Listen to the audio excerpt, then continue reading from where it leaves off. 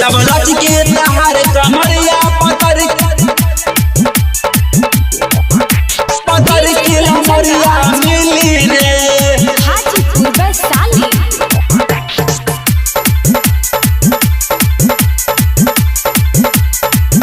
पतर के हमरिया मिली रे 10-20 न सबर के तोरा के 50 मिली रे किसन 10-20 न सबर के तोरा के 50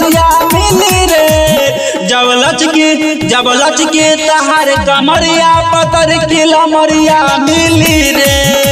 जब लचके तहार कमरिया पतर के हमरिया मिली रे 10-20 न सबर के तोरा के 50 मिली रे किसन 10-20 न सबर के तोरा के 50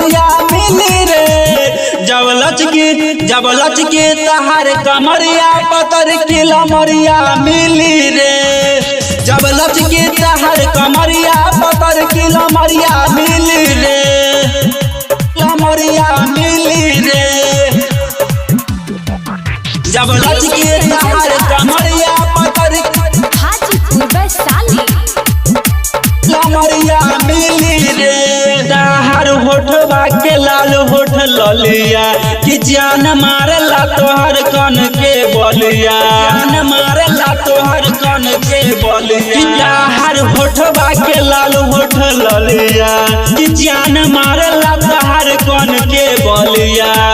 कि सुना बाज जब गाना भोजपुरिया तो पूरा शहरिया हिली रे सुन जब बाज जब गाना भोजपुरिया बाजी तो पूरा शहरिया हिली रे जब लचके तहार कमरिया पतर के हमरिया मिली रे जब लचके तहार कमरिया पतर के हमरिया मिली रे हमरिया मिली रे जब लचके तहार कमरिया पतर हाजीपुर वैशाली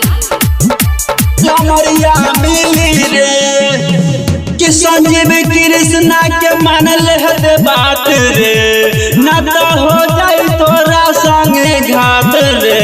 न हो जाए तोरा संगे घात रे साबिर दीवाना के मानल हद बात रे न तो हो जाए तोरा संगे घात रे कि कहे दशरथ दीवाना न तो करी है माना पूरा बजरिया हिली रे कहे दशरथ दीवाना न तो करी है माना बजरिया हिली रे जब